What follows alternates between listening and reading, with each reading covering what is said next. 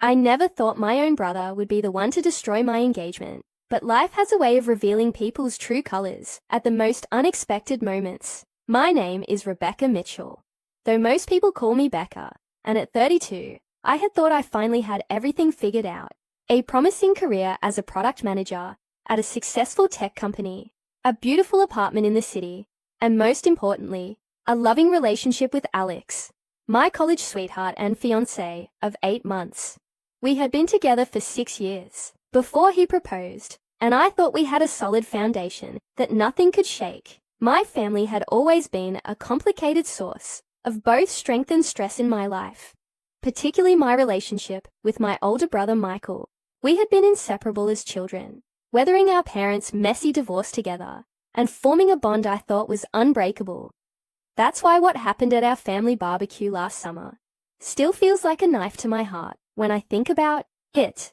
It was supposed to be a celebration of summer, of family, of Alex and me officially setting our wedding date.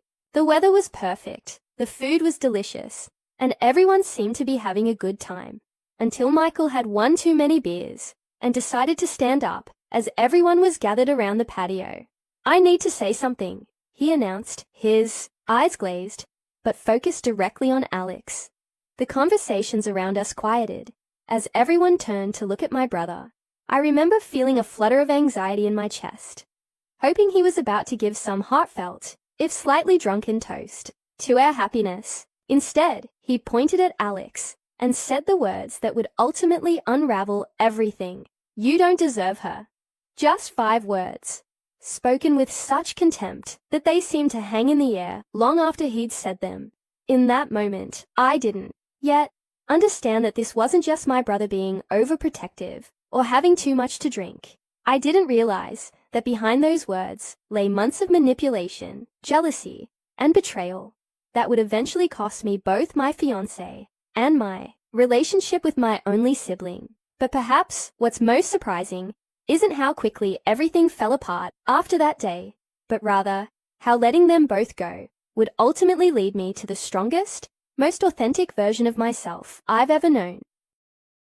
Michael and I were born just 3 years apart, and from my earliest memories, he was my protector, my confidant, and sometimes my tormentor as older brothers can be. When I was 7 and he was 10, our parents' marriage imploded in spectacular fashion, with accusations of infidelity on both sides and financial deception that left our family shattered. During those turbulent years, Michael appointed himself as my guardian. When kids at school would tease me about our parents' very public divorce, Michael would step in, sometimes with words, sometimes with fists, earning himself a reputation as someone not to be crossed. "No one messes with my little sister," he would tell me as we walked home, his arm protectively around my shoulders.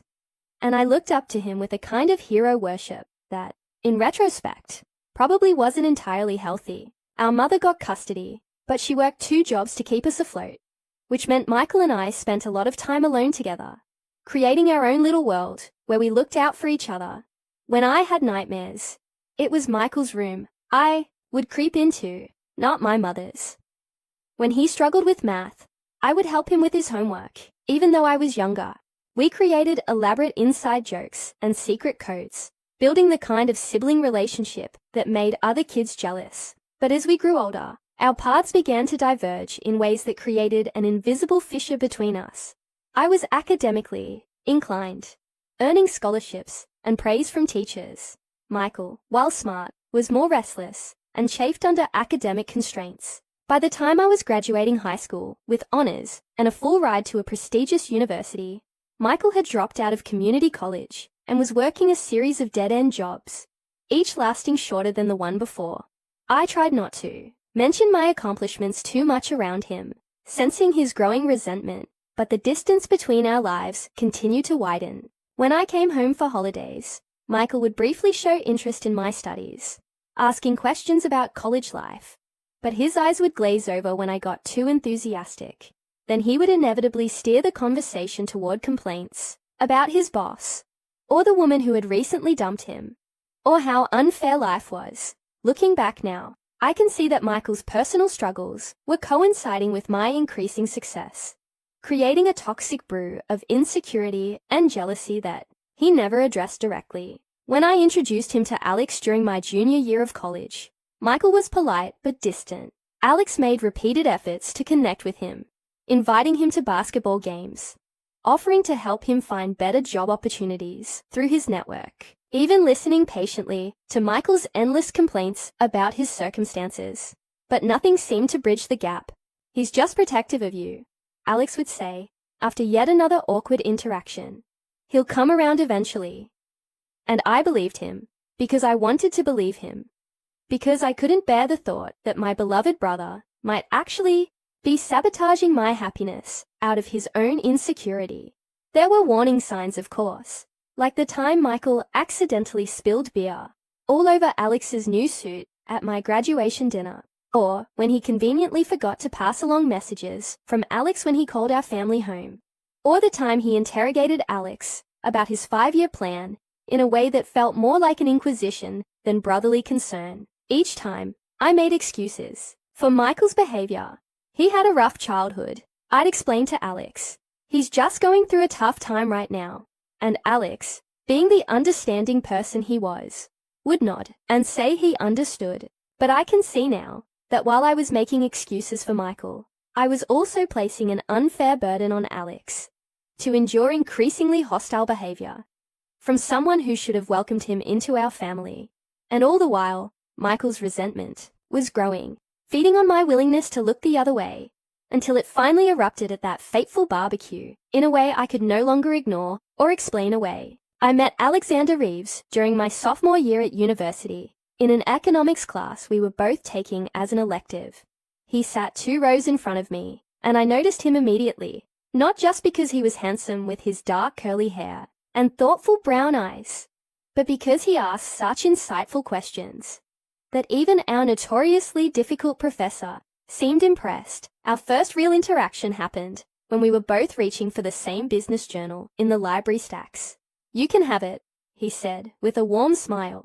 "I just wanted to fact-check something, but it sounds like you're doing actual research." I insisted we could share, and we ended up sitting at the same table, occasionally exchanging thoughts about the articles we were reading. That led to coffee, which led to dinner, which led to the most genuine relationship I had ever experienced. Alex was studying business with a focus on sustainable development, dreaming of creating companies that could be profitable while making a positive impact on the world. His passion was contagious, and he had this way of talking about the future that made anything seem possible. What struck me most about Alex was how he supported my ambitions without reservation. When I told him about my dreams of working in tech product development, he didn't just nod politely. He actively helped me research companies, practice for interviews, and celebrate my successes. "You're going to change the world, Becca," he would say with such conviction that I started to believe it myself. Our relationship progressed naturally, without the drama or games I'd seen in my friends' romantic lives. We moved in together after graduation, finding a small but charming apartment that we furnished with a mix of thrift store finds and housewarming gifts. We established careers in the same city, often meeting for lunch breaks or after-work walks, where we decompress and share our days with each other. Alex proposed on our 6-year anniversary during a hike to a waterfall that we had discovered together years earlier. The ring was exactly my style, a vintage sapphire that had belonged to his grandmother, reset in a modern but classic setting. "I want to build a life with you," he said, his voice steady, but his hands trembling slightly as he held the ring. "A partnership where we support each other's dreams and face whatever comes our way together." I said yes through happy tears, and for weeks afterward, I would catch myself staring at my ring, marveling at how lucky I felt. From the beginning, Alex tried hard with my family, especially with Michael. He remembered Michael's birthday, when even I sometimes forgot, brought him thoughtful gifts during holidays, and genuinely tried to engage him in conversations about topics Michael enjoyed. "Your brother is important to you," Alex explained when I asked why he kept trying, despite Michael's lukewarm responses. "So he's important to me too." But despite Alex's persistent efforts, Michael remained aloof, sometimes bordering on rude. He would forget Alex's name, calling him Alan or Adam. Well into our 3rd year of dating, he would make comments about Alex's career being just another corporate sellout job, despite Alex's focus on sustainability and ethics. When we announced our engagement, Michael's congratulations came with a noticeable delay and felt performative rather than genuine. "Are you sure you're ready for that kind of commitment?" he asked me privately afterward. "You're still young, and there are a lot of options out there." I dismissed his concerns as typical big brother protectiveness, assuring him that Alex was everything I wanted in a partner. But his words planted a tiny seed of anxiety that I couldn't completely ignore. As our wedding planning began, tensions increased subtly. Michael would question our choices for venues, suggesting they were too expensive or pretentious. He would bring up stories from my past relationships at family gatherings, as if to remind everyone, including Alex, that there had been others before him. Alex started to withdraw from family events, making excuses about work deadlines or prior commitments. "I just don't think your brother wants me there," he finally admitted after skipping a family dinner, "and it makes everything uncomfortable for everyone." We had our first serious argument about it, with me defending Michael's behavior as unintentional, while Alex insisted there was a pattern I was refusing to see. "I'm not asking you to choose between us," Alex said, his voice tinged with hurt. "I would never do that. But I need you to at least acknowledge what's happening, instead of pretending everything is fine." I promised to talk to Michael, to make him understand how important it was to me that he accept Alex. But each time I tried to broach the subject, Michael would deflect, change the topic, or make me feel guilty for even suggesting there was a problem. "You've changed since you've been with him," he accused during one such conversation. "You used to care more about family." And somehow I would end up apologizing to him, promising that my priorities hadn't shifted, that I still valued our sibling bond as much as ever. But deep down, a growing uneasiness was taking root. A suspicion that the brother I had idolized throughout my childhood might not have my best interests at heart after all. In hindsight, the red flags were waving frantically in my face, but at the time, I was too blinded by familial loyalty and my own desire for harmony to fully recognize them. The first incident occurred about 2 months after our engagement, when Michael was organizing a surprise birthday party for our mother. It was a significant birthday, her 60th, and Michael had taken charge of the planning, something out of character for him, since he rarely took initiative in family matters. I offered to help multiple times, but he insisted he had it under control. When I asked if Alex was included on the guest list, Michael's response was casual but cutting. "I thought we'd keep it just family this time." When I pointed out that Alex was my fiancé and practically family already, Michael shrugged and said, "The restaurant has limited space, and Mom would probably prefer having her old friends there, instead of someone she's only met a few times." I knew this was a deliberate exclusion, since our mother adored Alex and had already started referring to him as her future son-in-law. When the day of the party arrived, I was stunned to discover that the limited space at the restaurant comfortably accommodated 30 people, including several of Michael's friends, who our mother barely knew. Alex, understanding as always, insisted I attend without him, saying, "It's your mom's special day. Don't create drama on her account." But I could see the hurt in his eyes, the feeling of being deliberately pushed outside our family circle. The second incident happened during Thanksgiving dinner, when conversation turned to wedding plans. As Alex and I shared some of our ideas for the ceremony, Michael interrupted with a particularly cutting comment. "Don't you think you're going a bit overboard?" he asked, looking directly at Alex. "It's not like Becca needs anything fancy. She's always been pretty low maintenance." Before either of us could respond, he added with a smirk, "But I guess if you're trying to impress her, you have to pull out all the stops." The implication that Alex was somehow trying to buy my affection through an elaborate wedding hung awkwardly in the air.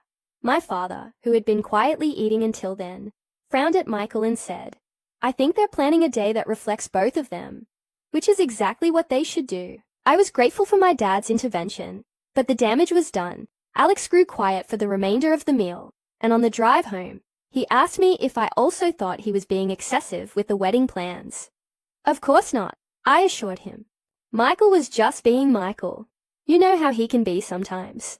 But the seed of self-doubt had been planted in Alex's mind, and he began to second-guess many of our shared decisions after that. The third and perhaps most troubling incident involved my friend Emma, who I had known since college. Emma and I had grown apart somewhat after graduation, as our careers took us in different directions. But we still made efforts to meet for coffee or drinks every few months. Emma had met Alex several times, and always seemed to get along well with him.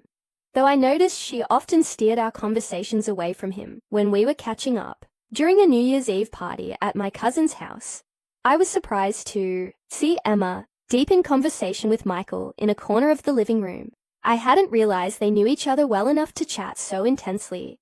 Their heads bent close together, occasionally glancing in my direction. When I approached them, they abruptly changed the subject, shifting to casual small talk about the party food. Later that evening, I overheard Emma say to Michael, "She just doesn't see it, does she?" Before they noticed me, and quickly separated. When I asked Alex if he had noticed anything strange about Michael and Emma's interaction, he hesitated before responding. "I've seen them talking at the last few family events," he admitted. I didn't want to mention it because I thought I might be paranoid, but they seem friendly. Something about the way he said friendly made my stomach tighten with unease. As these incidents accumulated, I found myself increasingly anxious about family gatherings, dreading the subtle tensions and undercurrents that seemed to be growing stronger. I began to wonder if I was somehow at fault, if I had failed to properly integrate the two most important men in my life. Is it my fault they don't get along? I asked my therapist during a session I had scheduled ostensibly to discuss wedding stress. She looked at me thoughtfully before responding. "Have you considered that their relationship with each other isn't actually your responsibility to manage?" It was such a simple question, but it shook something loose in my understanding. Had I been unconsciously accepting blame for a situation that wasn't my creation? The thought was both liberating and terrifying, because if I wasn't responsible for fixing their relationship, then I had to accept that perhaps it couldn't be fixed at all. And what would that mean for my future with both of them in my life? The day of the family barbecue started with such promise.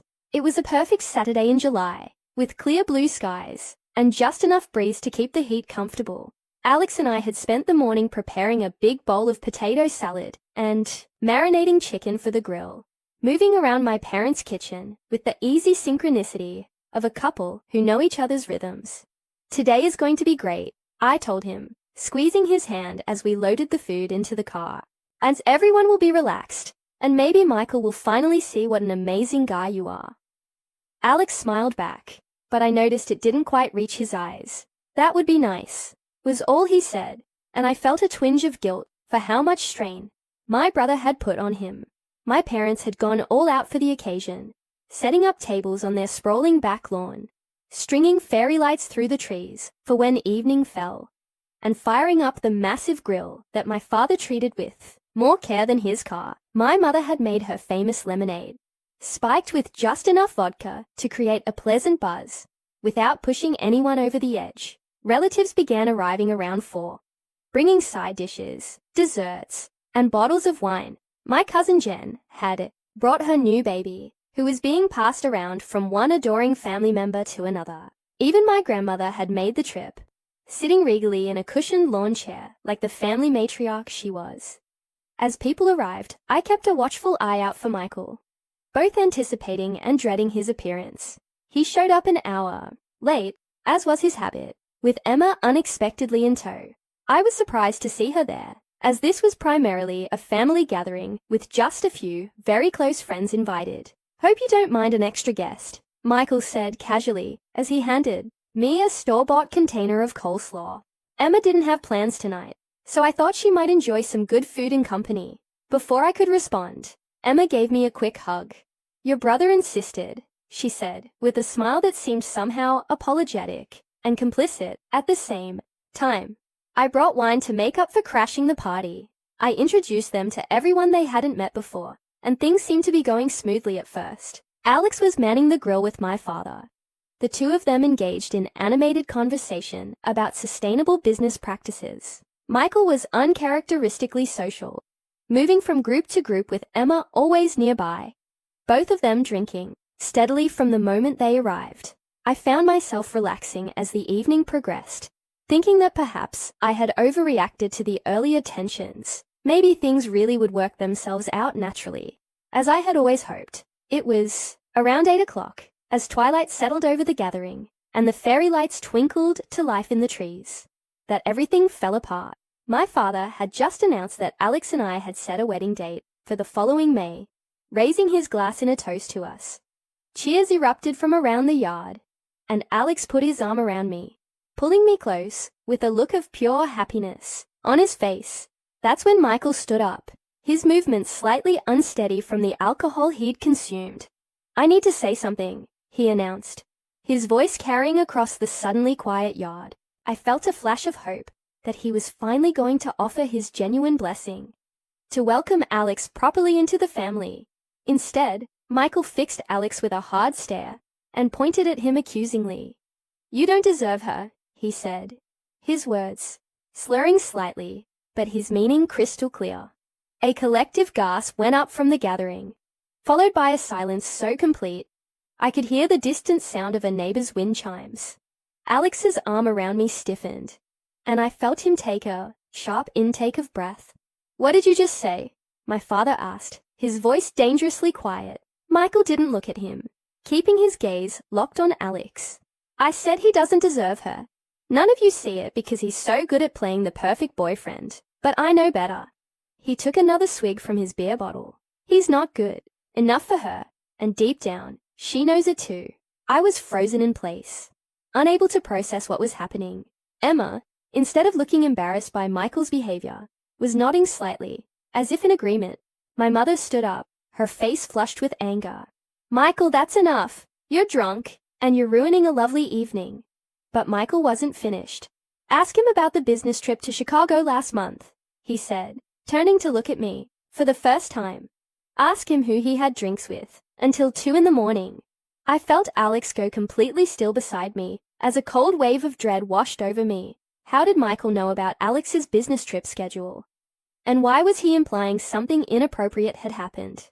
"Michael, stop it right now," my father said, moving toward him as if to physically remove him from the gathering if necessary. Michael raised his hands in a mock surrender. "Hey, I'm just looking out for my little sister. Someone has to tell her the truth, since she's too blinded by his Mr. Perfect act to see it herself." He looked around at the shocked faces surrounding him. "What? Am I the only one who thinks she could do better? Emma agrees with me, don't you, Em?" All eyes turned to Emma, who had the grace to look uncomfortable under the collective scrutiny. "I just think Becca deserves someone who's completely committed to her," she said quietly, not meeting my eyes. The implication was clear, and it felt like a physical blow. I finally found my voice, though it came out as barely more than a whisper. "Alex, what is he talking about?" Alex turned to me, his face a mixture of confusion and hurt. "I have no idea. I had a business dinner with clients in Chicago that ran late, but that's all it was. I told you about it when I got back." He looked back at Michael with growing anger. "Where are you getting your information? Or are you just making things up to cause problems?" Michael smirked, an expression so ugly on his usually handsome face that it was like looking at a stranger. "Defensive, aren't we? Hitting a little too close to home." What happened next is still a blur in my memory. My father forcibly leading Michael away from the gathering, Alex trying to explain himself to me, while everyone pretended not to listen. Emma awkwardly gathering her things to leave, my mother apologizing profusely to everyone, especially to Alex. The party disintegrating as people made excuses to head home early, leaving behind half-eaten plates of food and a sense of confusion and discomfort that hung in the air like smoke. What I remember with perfect clarity, however, is the moment I realized that the people around us, my family and friends, hadn't been as shocked by Michael's outburst as they should have been. There had been awkward glances exchanged, eyes averted, but not the complete surprise such an accusation should have generated. And that's when it dawned on me that Michael had been talking about Alex behind my back, planting seeds of doubt, spreading his poisonous perspective to others long before he had the courage or the cruelty to say it to Alex's face. And some of them, people I trusted and loved, had been listening. The 24 hours following the barbecue disaster were a blur of tears, accusations, and revelations that shook the foundation of everything I thought I knew about my relationships.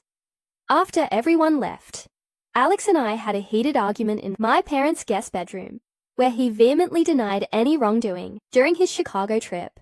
It was a client dinner that ran late because we were closing a major deal, he insisted, his voice strained with the effort of controlling his emotions. You can call Jason from the office if you don't believe me. He was there the whole time. I wanted to believe him. I truly did. But Michael's accusations had planted a seed of doubt that I couldn't entirely shake. Then how did Michael know about it? I demanded. I only mentioned it to you in passing. I didn't even tell my family about your trip. Alex ran his hands through his hair in frustration. I don't know, Becca. Maybe he heard you talking about it on the phone. Maybe someone from my office mentioned it. What matters is that he's trying to drive a wedge between us. And right now, you're letting him. His words stung, because they contained a painful truth. Despite everything, despite the public humiliation Michael had just put us through, I was still giving more weight to my brother's accusations than to the word of the man I had agreed to marry. We left my parents' house separately that night, the first time we had done so, after a family event in years. The next morning, I confronted Michael at his apartment, determined to understand what had motivated his cruel public spectacle. I expected to find him hungover and apologetic, ready to admit he had gone too far under the influence of alcohol. Instead, he opened the door, looking perfectly sober and utterly unrepentant. I wondered when you'd show up, he said, stepping aside to let me in. His apartment was neater than usual, as if he had been expecting company. Or perhaps someone had recently been there. The thought crossed my mind that Emma might have spent the night, but I pushed it aside to focus on the more pressing issue. What the hell was that about last night? I demanded, once the door was closed. You humiliated Alex, you embarrassed me, and you ruined Mom and Dad's party. All because what? You don't think Alex is good enough for me? Based on what exactly? Michael leaned against his kitchen counter, arms crossed, looking at me with an expression I couldn't quite decipher. It wasn't shame or regret. If anything, he looked satisfied, as if he had accomplished exactly what he set out to do. Based on years of watching him manipulate you, he said calmly, based on the way you've changed since you've been with him, becoming this corporate climbing, family neglecting version of yourself that I barely recognize, based on things he's said when you're not around, things that show his true character. I felt like I had been slapped. What things? What could he possibly have said that justifies what you did? Michael's expression hardened. He told Emma that he sometimes wonders if he's settling down too soon, that he worries about missed opportunities. He complained to Dad's friend Robert about how your career ambitions might interfere with starting a family. He's been creating a narrative about you being too focused on work, too neglectful of relationships. Don't you see? He's setting the stage to either control your career choices after marriage or to blame you when he eventually cheats.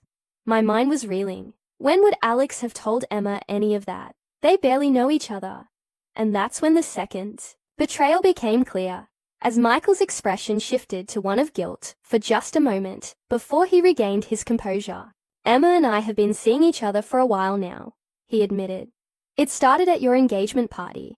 She reached out to me afterward, said she had concerns about Alex that she wanted to discuss. One conversation led to another, and he trailed off with a shrug, as if the rest was self-explanatory. I felt physically ill.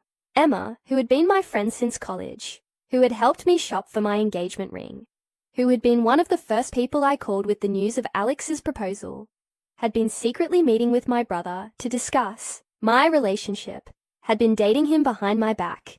Why didn't either of you tell me you were seeing each other? I asked, my voice hardly recognizable to my own ears. Michael had the audacity to look annoyed, because we knew you'd react like this, making it all about you instead of being happy for us. And because Emma was concerned about Alex's reaction, she said he can be subtly controlling, that he's made comments about which friends of yours he approves of. The accusations were getting more outlandish by the minute, and yet there was just enough truth mixed in with the lies to make them difficult to dismiss entirely. Alex did occasionally comment on which of my friends he thought were good influences, but always in the context of supporting my growth and happiness. Never in a controlling way. Or had I misinterpreted his intentions all along? I left Michael's apartment in a daze, more confused than when I had arrived.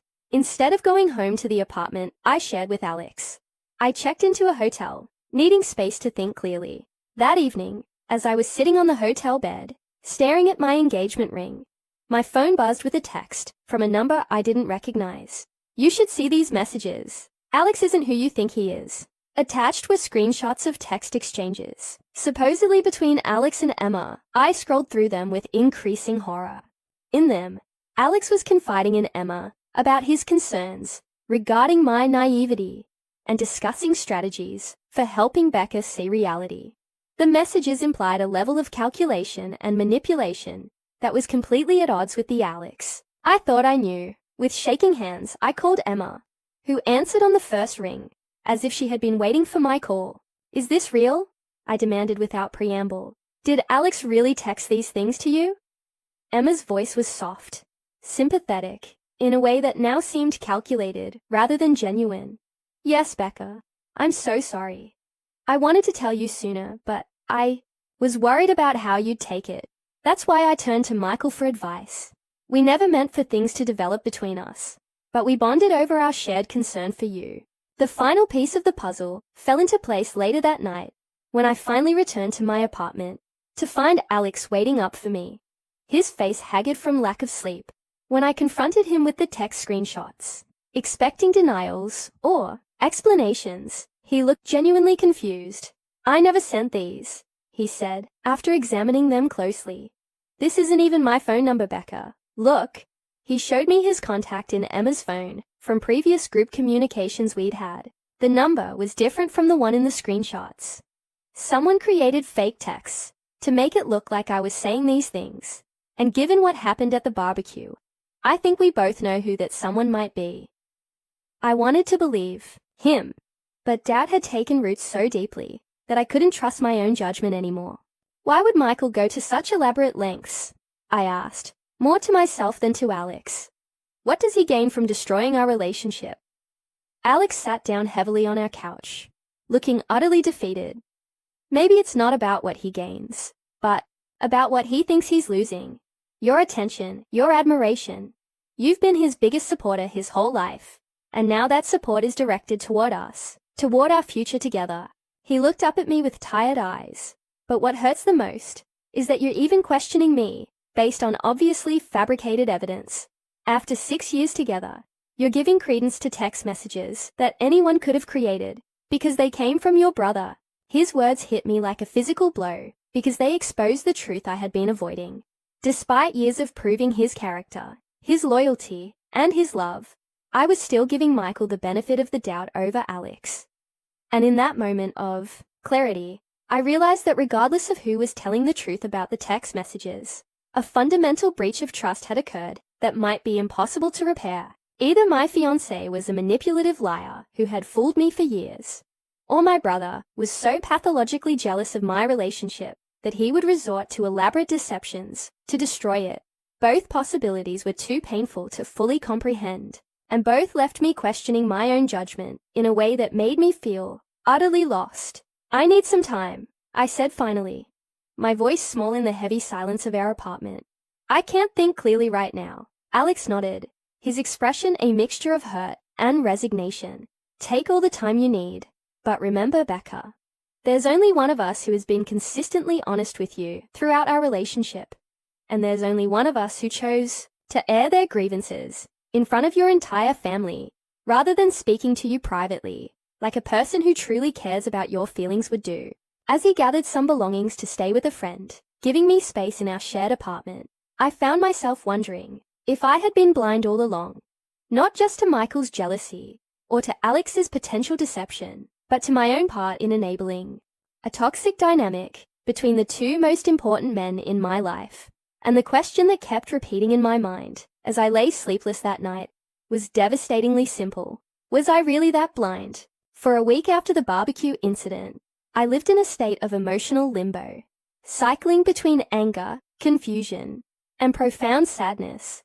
As I tried to untangle the web of accusations and betrayals, I took time off work, something I had never done, without planning in advance, and spent my days alternating between lengthy walks, where I replayed every interaction in my mind, and sleepless nights staring at the ceiling of my eerily quiet apartment. Alex had given me space as requested, limiting his communication to brief, gentle texts, checking if I needed anything from the store, or reminding me to eat. Michael, on the other hand, was relentless, calling multiple times a day and showing up at my workplace with coffee as if nothing had happened, each time with a new revelation about Alex's supposed duplicity. Emma had reached out repeatedly as well. Her messages, a strange mixture of concerned friendship and subtle reinforcement of Michael's claims. On the 8th day, I finally agreed to meet both Michael and Alex together at a neutral location, a quiet cafe, where I hoped the public setting would prevent any dramatic scenes. I arrived early, securing a corner table that offered some privacy, while still being visible enough that everyone would remain on their best behavior. Alex arrived exactly on time, looking tired but composed, in a blue button-down shirt I had given him for his birthday. He sat across from me, maintaining a respectful distance, while still meeting my eyes directly. "Thank you for arranging this," he said simply. "Whatever happens today, I just want you to know that these past 6 years have been the best of my life." Michael arrived 10 minutes late, sliding into the chair between us, with a casualness that felt jarring given the circumstances. "Sorry for the delay," he said, though he didn't sound particularly apologetic. Traffic was brutal. I took a deep breath, centering myself for what I knew would be a difficult conversation. "I've asked you both here because I need to understand what's happening. The accusations, the text messages, the public humiliation at the barbecue, all of it. I can't move forward with either of you until I have some clarity." Michael spoke first, leaning forward with an earnestness that once would have convinced me of his sincerity. "Becca, I know you think I overstepped at the barbecue, and maybe my delivery wasn't great, but everything I said was out of concern for you. Alex has you fooled with this perfect boyfriend act. But Emma and I have seen through it. We've compared notes, and the pattern is clear." Alex remained calm, though I could see the tension in his jaw. "What pattern exactly? Please be specific about what I've supposedly done." Michael launched into a detailed account of perceived slights and suspicious behaviors, most of which were either completely fabricated or normal actions twisted into sinister interpretations. According to Michael, Alex's late nights at work were cover for affairs. His friendliness with my female friends was actually flirting. His desire to set a wedding date was about securing his access to my increasing salary, rather than building a life together. As Michael spoke, I watched Alex's face carefully, looking for signs of guilt or defensiveness that might suggest there was truth to these accusations. Instead, I saw only sadness and growing resignation, as if he was finally accepting that my brother's campaign against him had succeeded in planting permanent doubts in my mind. When Michael finally paused for breath, Alex spoke quietly but firmly. "I've never been unfaithful to Becca, not in thought or deed. I've never manipulated her career choices. In fact, I've been her biggest cheerleader through every promotion and challenge, and I've certainly never discussed our relationship problems with Emma, because we don't have any connection outside of being at the same gatherings with Becca." He turned to look directly at me. "But what hurts the most isn't these wild accusations. It's that after 6 years together, you're giving them enough credence to need this meeting at all." His words hit me with the force of truth. Why was I sitting here, entertaining Michael's increasingly outlandish claims against a man who had never given me reason to doubt him? Why had I allowed my brother to insert himself so destructively into my relationship? The answer came to me with sudden clarity. Because I had never fully separated from the codependent relationship Michael and I had formed during our parents' divorce. I had carried that dynamic into adulthood, always making excuses for him, always prioritizing his feelings, always trying to protect him from the consequences of his actions. It was a pattern so deeply ingrained that I hadn't recognized how toxic it had become until this moment. Michael, I said, interrupting what had devolved into a litany of vague insinuations. Why are you really doing this? This isn't about protecting me. This is about you not wanting to lose your place as the most important person in my life. Michael's expression shifted from righteous indignation to momentary shock before hardening into defensive anger. That's ridiculous. I'm looking out for you, just like I always have. He's turned you against me, just like I said he would. The final piece fell into place then. A realization so obvious that I was ashamed it had taken me so long to see it. No, Michael, you've been trying to turn me against him from the beginning. You and Emma both. You couldn't stand to see me happy with someone else. To see me building a life that didn't revolve around supporting you and your dramas. I stood up, gathering my purse with hands that were surprisingly steady, given the enormity of what I was about to do. The engagement is off, I said, looking at Alex, whose face registered shock and pain. Not because I believe Michael's lies, but because I can't marry you while I'm still enmeshed in this toxic relationship with my brother. It wouldn't be fair to either of us. Turning to Michael, I continued, my voice growing stronger with each word. And I'm cutting ties with you too, Michael. No more excuses, no more enabling. You deliberately tried to sabotage the healthiest relationship I've ever had because of your own jealousy and insecurity. That's not love or protection. That's control and manipulation. Michael's face flushed red with anger. You're choosing him over your own brother, after everything I've done for you. I shook my head, feeling an unexpected sense of calm wash over me. I'm not choosing either of you. I'm choosing myself. I'm choosing to break this unhealthy cycle that's been defining my relationships for too long. I placed my engagement ring on the table, the beautiful sapphire catching the light one last time, before I turned away from it. I'll be moving out of the apartment by the end of the month, Alex. And Michael, don't contact me. I need time and space to figure out who I am outside of both of your influences. The aftermath was exactly as messy and painful as I had expected. Family gatherings became battlegrounds, as relatives took sides, with most supporting Michael out of misplaced family loyalty, or simply because they had known him longer. Emma attempted to position herself as a mediator, reaching out repeatedly, with offers to help heal the rift she had helped create. I blocked her number after the third such message. Friends who had known both Alex and me as a couple struggled to understand our sudden breakup, especially when I couldn't give them a simple explanation. My parents were caught in the middle, trying to support me, while also not completely severing ties with their son. A position I respected, even as I maintained my own boundaries with Michael. The lowest point came about a month after the cafe confrontation, when I had moved into a small studio apartment across town, and was beginning to establish a new routine for myself. I had thrown myself into work, taking on additional projects that kept me at the office late into the evening, partly from genuine career ambition, and partly to avoid coming home to an empty apartment that still didn't feel like mine. One particularly exhausting Friday, I arrived home to find a small package outside my door with no shipping label, suggesting it had been hand-delivered. Inside was a framed photo of Michael and me as children, along with a note in my mother's handwriting that read, "Family is forever, please reconsider." I sat on my still unfamiliar couch, staring at the innocent faces in the photograph. And for the first time since making my decision, I allowed myself to fully feel the grief of what I had lost. Not just the future I had planned with Alex, but the idealized version of my brother I had clung to despite years of evidence that it no longer matched reality.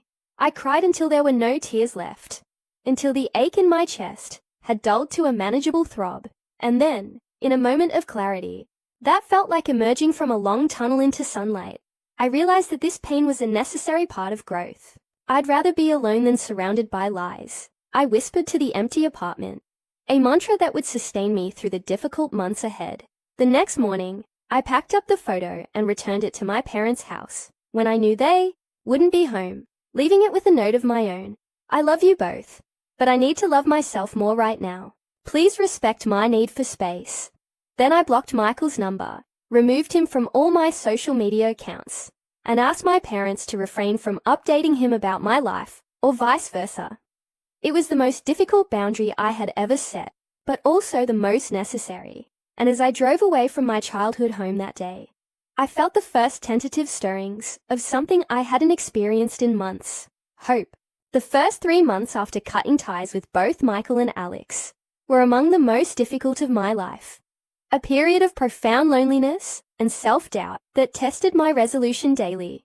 There were countless moments when my finger hovered over Michael's contact information, the muscle memory of turning to him in times of stress, nearly overwhelming my determination to break that pattern. Similarly, there were nights when memories of Alex's steadfast support and gentle humor left me questioning if I had made the right choice in ending our engagement. But each time I wavered, I reminded myself of the clarity I had felt in that cafe, the absolute certainty that I needed to find my own path forward without either of their influences, however well-intentioned or destructive they might be. Therapy became my lifeline during this period, a weekly appointment that anchored me when everything else felt adrift. My therapist, Dr. Chen, had a gift for asking the questions that penetrated through my defenses, forcing me to examine patterns I had never acknowledged. "You mentioned that Michael protected you during your parents' divorce," she said during one particularly insightful session. "But have you considered that this protection came with a price? That perhaps it created a dynamic where you felt eternally indebted to him?" It was a perspective I had never considered. That Michael's role as my childhood protector had morphed into a sense of ownership over my adult decisions, an expectation that my loyalty to him should always supersede all other relationships. Similarly, Dr. Chen helped me recognize how my desire to please Michael had influenced my relationship with Alex, creating instances where I prioritized my brother's comfort over my partner's legitimate concerns. It sounds like Alex was trying to establish reasonable boundaries with Michael, and you interpreted this as Alex being difficult rather than Michael being inappropriate, she observed. A statement that left me sitting in uncomfortable silence as I recalled numerous instances where exactly that had happened.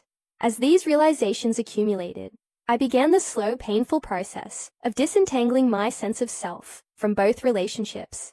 I established new routines that were entirely my own, joining a Saturday morning hiking group where I made friends who had no connection to my previous life. I redecorated my small apartment, choosing colors and styles that reflected my personal taste rather than compromising with a partner or defaulting to what my family would approve of. I even changed my hairstyle dramatically, cutting my long, brown hair into a short, modern bob that felt both liberating and slightly terrifying, a physical manifestation of my internal transformation. At work, I threw myself into new challenges, eventually catching the attention of senior management who approached me about an opportunity that would have seemed impossible just months earlier, leading the launch of a new product line in our Seattle office. It would mean relocating across the country, leaving behind not just the painful memories, but also the comfort of familiarity. The old Becca would have hesitated, would have considered how this move would affect everyone else in her life before making a decision. The new Becca accepted on the spot. "You seem very certain," my boss observed, looking slightly surprised at my immediate response. "It's a big change." I smiled, feeling more confident than I had in months. "I'm ready for a big change, more than ready." The weeks before my move were a whirlwind of logistics and goodbyes, during which I received occasional updates about Michael and Alex through mutual friends who hadn't respected my wishes for a clean break. I learned that Emma and Michael were now officially a couple, their relationship having progressed from secret meetings to public acknowledgement once there was no longer any need for pretense. More surprisingly, I heard that Alex and Michael had developed an unlikely friendship, often seen together at local bars or sporting events. A bond apparently formed over their shared experience of losing me. This news should have hurt, should have made me feel replaceable or forgotten, but instead, it reinforced my conviction that I had made the right choice. Their newfound closeness seemed to confirm what I had suspected at our final meeting, that their conflict had been less about protecting me and more about their own insecurities and need for control. My last night in town, I had dinner with my parents, a bittersweet meal where we carefully avoided mentioning Michael while still acknowledging the elephant in the room. "We understand why you need this fresh start," my mother said as we shared dessert, her eyes bright with unshed tears. "Just promise you won't become a stranger." I reached across the table to squeeze her hand. "I promise." This move isn't about running away from family. It's about finding space to become the person I want to be, not the person everyone else needs me to be. My father, never one for emotional conversations, simply nodded and said, "Seattle's supposed to have excellent hiking trails. Maybe your mother and I will visit in the spring and you can show us your favorites." It was his way of saying he supported me, and I appreciated it more than a more effusive declaration. Seattle welcomed me with its characteristic mix of rain-washed skies and vibrant urban energy. A city where no one knew me as Michael's little sister or Alex's ex-fiancée. I was simply Becca Mitchell, the new product development lead with innovative ideas and a quiet determination that impressed my colleagues. I found an apartment with a view of Puget Sound, joined a local gym, and gradually built a new social circle that knew nothing of my complicated past. 6 months into my new life, I received a text from my cousin Jennifer that shattered the careful distance I had maintained from my old life. "Thought you should know, Michael and Alex had a huge falling out.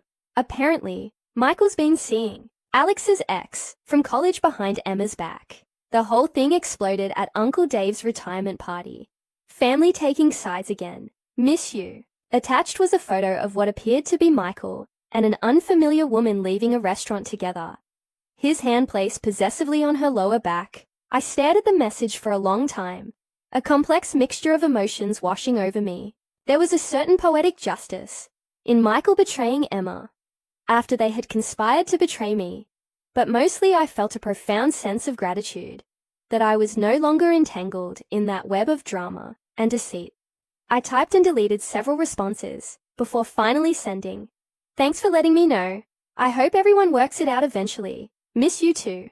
The following month brought more updates. Emma had publicly accused Michael of cheating. Alex had apparently taken her side, and the friendship between the two men had imploded spectacularly. Family gatherings had become so tense that my mother had canceled her annual Thanksgiving dinner, opting instead to visit my aunt in Florida.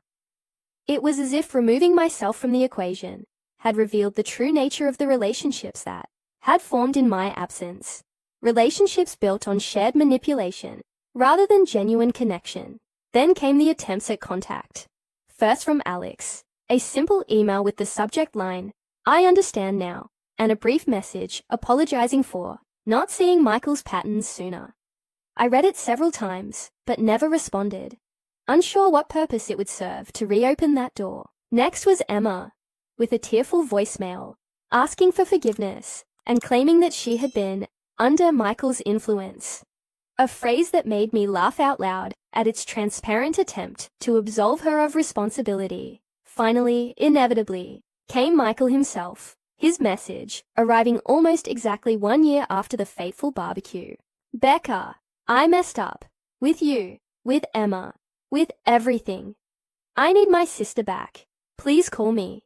I sat on my balcony overlooking the sound, watching ferries crisscross the water as the sun set in a spectacular display of orange and pink, and realized with quiet amazement that I felt nothing but a distant compassion for the man who had once been the center of my emotional universe. Not anger, not hurt, not even the satisfaction of vindication, just a peaceful certainty that my life was better now, richer and more authentically mine than it had ever been while I was caught in those destructive patterns. I never responded to his message, nor to the 3 that followed it with increasing desperation. Instead, I booked a weekend hiking trip in the Olympic National Forest with friends from my Seattle life, people who valued me for who I was becoming rather than who I had been. As I stood on a mountain trail that Sunday, breathing in the crisp autumn air and feeling the pleasant ache in my muscles from the challenging climb, I realized that the woman I had become over the past year was stronger than I had ever imagined possible. not despite the betrayals I had experienced, but because of how I had chosen to respond to them. And that strength, that hard-won self-knowledge, was something no one could ever take from me again. Exactly 1 year and 3 months after relocating to Seattle, I had fully embraced my new life, with an enthusiasm that sometimes surprised even me.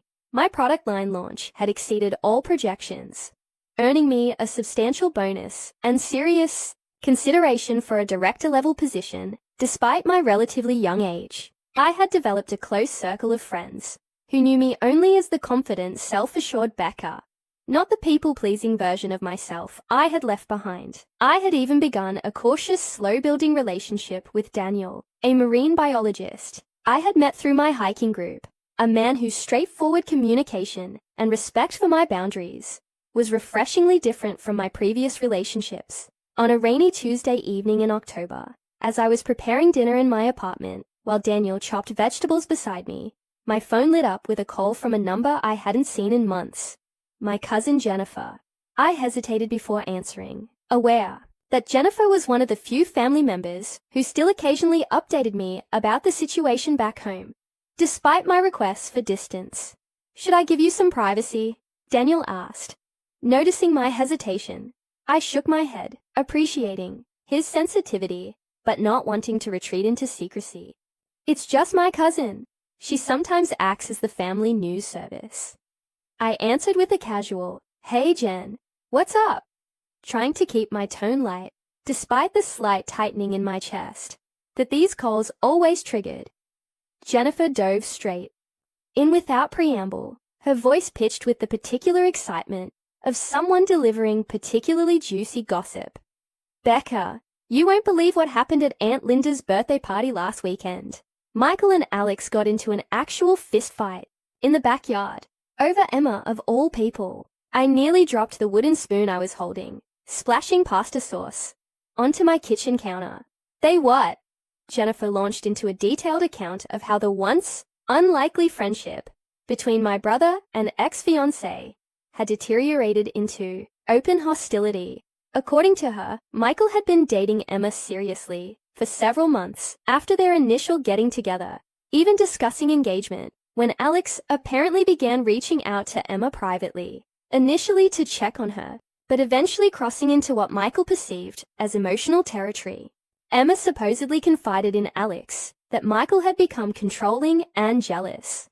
"Ironically, the exact same things they accused Alex of being with you," Jennifer explained, her voice dropping to a theatrical whisper. Despite the fact that no one else could possibly be listening in on our call, then Michael found texts between them and absolutely lost it. Started accusing Alex of trying to steal another woman from him, as if you were somehow his property to begin with. I felt a strange disconnection listening to this drama unfold, as if Jennifer was describing characters in a television show, rather than people who had once been central to my life. "So what happened at the birthday party?" I asked, realizing that Daniel had stopped chopping vegetables and was trying very hard to appear like he wasn't listening, while absolutely hanging on every word. Jennifer let out a small, satisfied laugh. "Well, they were both invited before all this blew up, and Aunt Linda refused to uninvite either of them because, in her words, I'm too old for this high school nonsense." They were avoiding each other pretty successfully until Michael overheard Alex telling Uncle Dave that he was concerned about Emma's well-being, given Michael's pattern of manipulative behavior. Michael stormed over, accused Alex of trying to poison the family against him, just like he had supposedly done with you. And when Alex suggested that perhaps Michael should consider why all his relationships end badly, Michael just lunged at him. The mental image of my brother, an ex-fiancé, rolling around in my aunt's meticulously maintained flower beds should have been comical, but instead, it filled me with a profound sadness for the toxicity that continued to ripple outward from relationships that should have ended cleanly long ago. "Was anyone hurt?" I asked, the only question that seemed relevant. "Just Pride and Aunt Linda's hydrangeas," Jennifer replied. "Uncle Dave and Cousin Mark pulled them apart pretty quickly. But that's not even the craziest part. Both of them tried calling you afterward. Apparently, they each wanted to be the first to tell you their version of events." Like your opinion still matters so much to them, even though you've been gone for over a year. This detail struck me as both pathetic and telling. Despite everything that had happened, despite the clean break I had made, both men were still competing for my attention, my sympathy, my validation. I glanced at my call log and saw that I had indeed missed calls from both Michael and Alex. Calls I had automatically ignored, as I had been doing for months. I didn't notice, I said honestly. I've had both their numbers blocked for a long time. Jennifer made a sound of approval. Good for you. Oh, and Emma's apparently back with her ex-boyfriend from grad school now. She posted something passive-aggressive about finally being with someone who values me for me. That was obviously aimed at both Michael and Alex. After we hung up, Daniel resumed chopping vegetables, giving me a moment to process, before gently asking, "Are you okay?" That sounded like quite the soap opera. I surprised myself by laughing, a genuine, unreserved sound that contained no bitterness. You know what? I really am okay. A year ago, that news would have devastated me, made me question every decision. Now it just confirms I made the right choice, getting away from all of it. 2 weeks later, fate tested my newfound detachment when my company sent me back to my hometown for a 3-day conference with potential manufacturing partners. I had successfully avoided returning for over a year, making excuses when my parents suggested visits and scheduling video calls for holidays instead. Now, there was no avoiding it. The conference itself kept me busy enough that I could almost pretend I was in any anonymous city, moving between my hotel and the convention center without venturing into familiar neighborhoods. But on the final evening, as I was having dinner alone at a restaurant downtown, the universe decided to challenge my hard-won equilibrium. I was midway through my meal when Alex walked in with a group of colleagues, looking somehow both exactly the same and completely different from the man I had almost married. He was laughing at something someone had said, his head thrown back in a way that was achingly familiar, when he turned and saw me sitting there. The recognition was immediate, his smile freezing before sliding from his face entirely. For a moment that stretched into eternity, we simply stared at each other across the crowded restaurant, a year's worth of unspoken words hanging in the space between us. Then, surprisingly, he gave me a small sad nod before deliberately turning away to follow his group to a table on the opposite side of the restaurant. There was no dramatic confrontation, no tearful reunion, just the quiet acknowledgement of two people who had once meant everything to each other and now occupied separate universes. The next day, as I was checking out of my hotel, the front desk attendant handed me an envelope along with my receipt. "This was left for you this morning, Ms. Mitchell." Inside was a brief note in Alex's familiar handwriting. "I hope you're finding happiness. You deserve it. No pleas for reconciliation, no accusations. Just a simple wish for my well-being that brought unexpected tears to my eyes." Later that same day, as I was waiting for my rideshare to the airport, I glimpsed Michael and Emma in a coffee shop across the street, engaged in what appeared to be a heated argument. Emma was gesturing animatedly, her face flushed with emotion, while Michael sat with his arms crossed defensively across his chest, his expression a mixture of anger and what looked surprisingly like fear. I ducked out of sight before either could notice me, but the brief tableau stayed with me throughout my flight home. Two people locked in a dysfunction of their own making, unable or unwilling to break the cycle that was clearly making both of them miserable. By the time my plane touched down in Seattle, I felt as if I had closed a chapter, definitively, not just metaphorically, but physically as well. The people I had left behind were continuing their dramatic entanglements without me, their relationships imploding under the weight of the same toxic patterns that had nearly dragged me under. But unlike them, I had chosen a different path, had refused to participate in the endless cycle of manipulation and control, disguised as love and protection.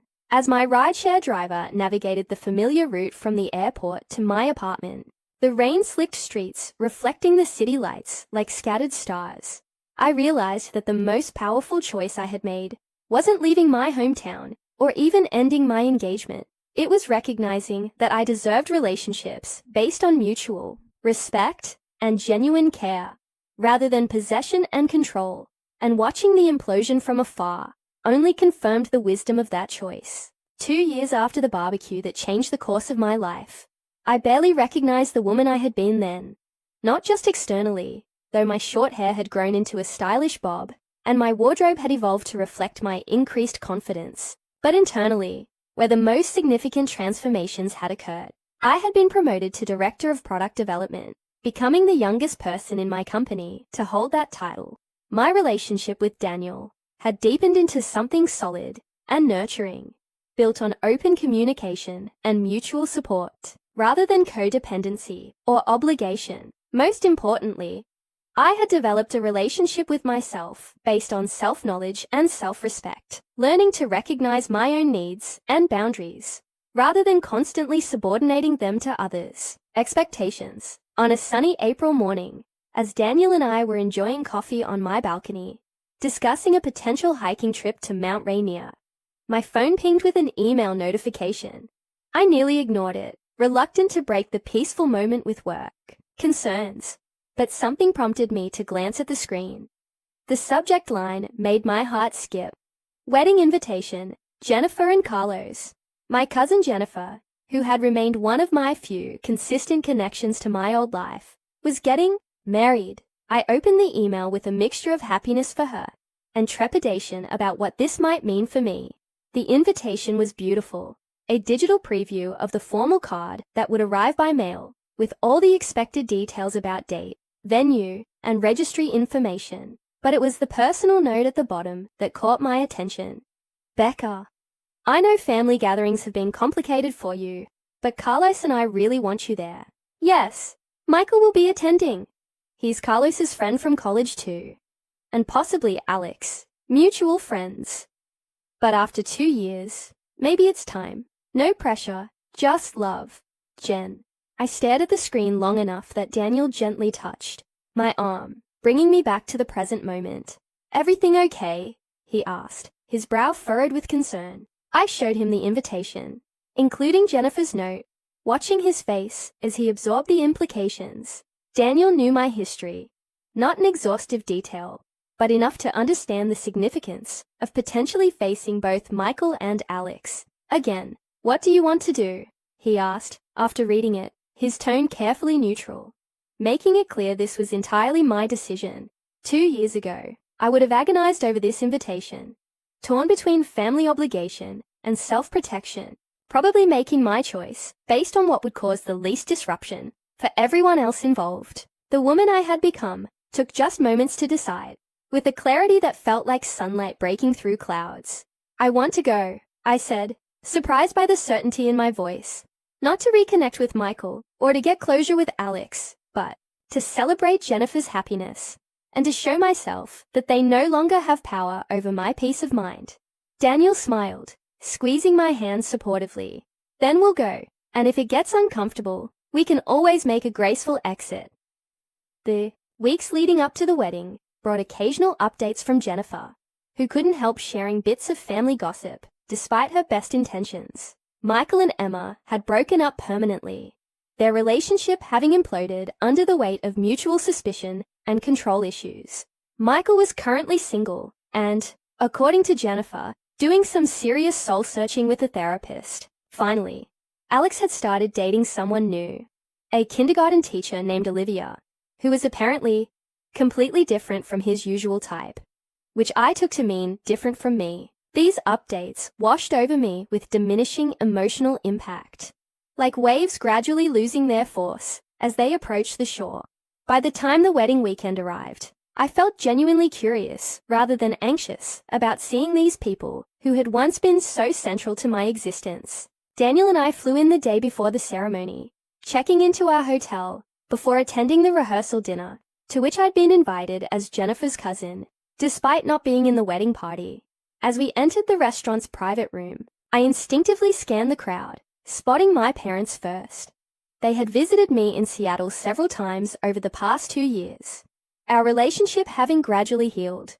Once they understood my need for boundaries with Michael, they waved enthusiastically, my mother already moving toward us with arms outstretched for a hug. "You look wonderful," she exclaimed, holding me at arm's length to examine me, before turning to embrace Daniel as well. Both of you do. So happy. You can make it. My father, more reserved as always, simply squeezed my shoulder affectionately before shaking Daniel's hand.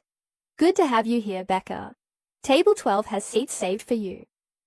As we made our way through the crowd, I felt it before I saw it, the weight of a familiar gaze. Michael was standing near the bar, a glass of what looked like soda, rather than his usual beer in his hand, watching me with an expression I couldn't quite decipher. He looked older somehow, the past 2 years having etched fine lines around his eyes that hadn't been there before. When our gazes met, he gave me a small, uncertain nod. Neither approaching nor looking away, I returned the nod with equal restraint before continuing to our table, feeling strangely calm. Later, as dinner was winding down and people were mingling between tables, I excused myself to use the restroom and found Michael waiting in the hallway outside when I emerged. For a moment, we simply stood there, two strangers who had once known each other better than anyone else in the world. You look good, Becca, he finally said, his voice rougher than I remembered. Happy? I am, I replied simply. The silence stretched between us, filled with unspoken history. I owe you an apology, he continued after a moment, the words seeming to cost him considerable effort. Many apologies, actually. For the barbecue, for Emma, for everything. I was in a really bad place, and I took it out on you and Alex, instead of dealing with my own issues. 2 years ago, I would have rushed to ease his discomfort, to assure him that all was forgiven, to take responsibility for my part in the falling out. The woman I had become simply nodded acknowledgement of his words. Thank you for saying that. Michael shifted uncomfortably, clearly expecting more. When it didn't come, he cleared his throat. I've been in therapy for about a year now, working through a lot of stuff from our childhood, trying to understand why I've been so destructive in relationships. That's good, Michael. I hope it helps.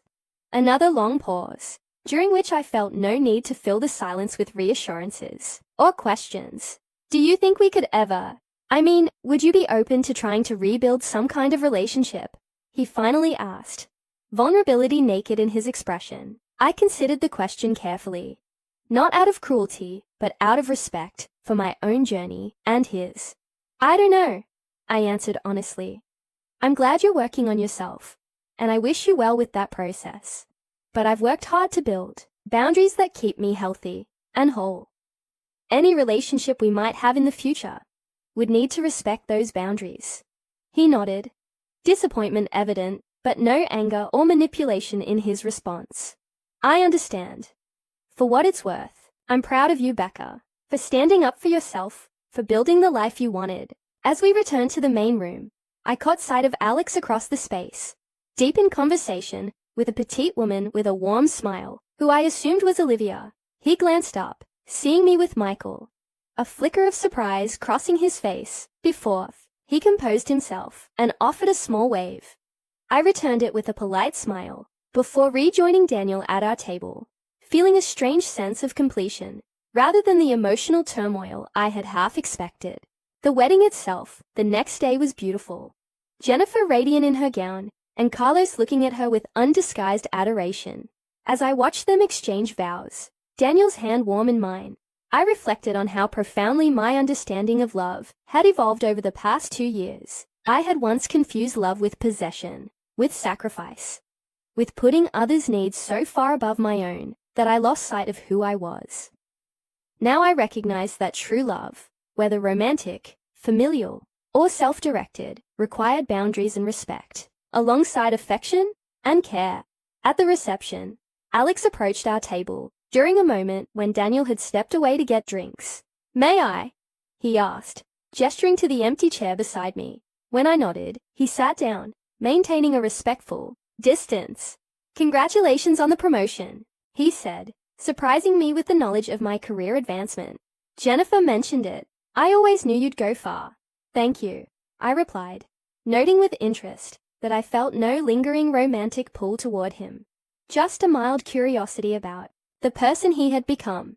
I hear you're teaching now. That's a change from corporate finance. He smiled, a genuine expression that reached his eyes. After everything that happened, I did some thinking about what really matters to me. Turns out helping kids develop a love of learning is more fulfilling than helping corporations maximize profits. We chatted politely for a few minutes about our current lives, the conversation remarkably free of tension or hidden agendas. As Daniel returned with our drinks, Alex stood to leave, extending his hand to Daniel with what appeared to be genuine goodwill. "It was nice meeting you," he said. "Becca deserves someone who makes her happy." As he walked away, Daniel settled beside me, his expression curious but not concerned. That seemed civil. I smiled, leaning against his shoulder briefly. It was. I think we've all grown up a bit in the past 2 years.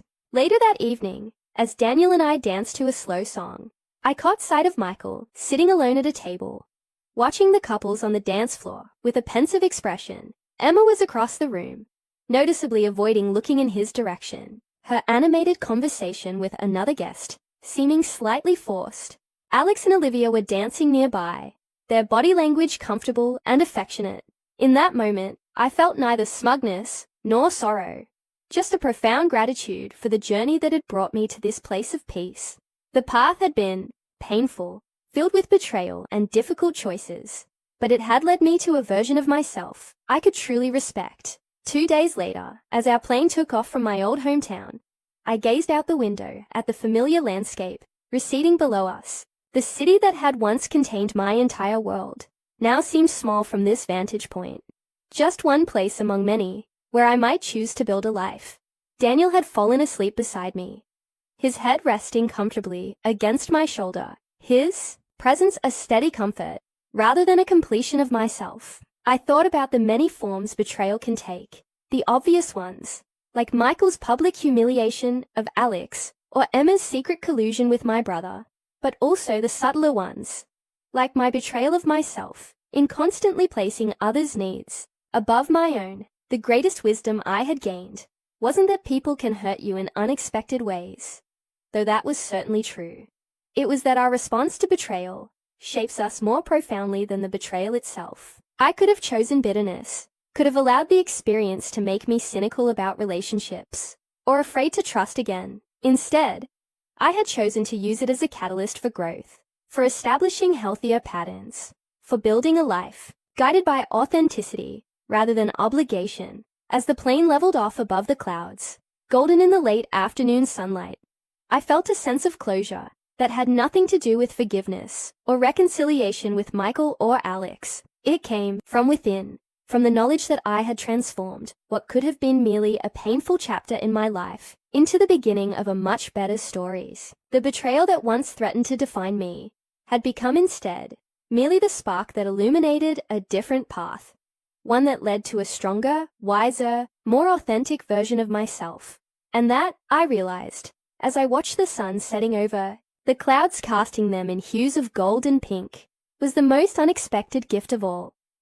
Have you ever had to walk away from a toxic relationship, whether with a family member or partner? How did you find the strength to choose yourself when others were trying to manipulate you? Share your experiences in the comments below, and don't forget to like and subscribe for more stories about finding your way through life's most challenging moments. Thank you for listening to my journey, and remember, sometimes the most loving thing you can do for yourself is to recognize when a relationship is no longer serving your growth and happiness.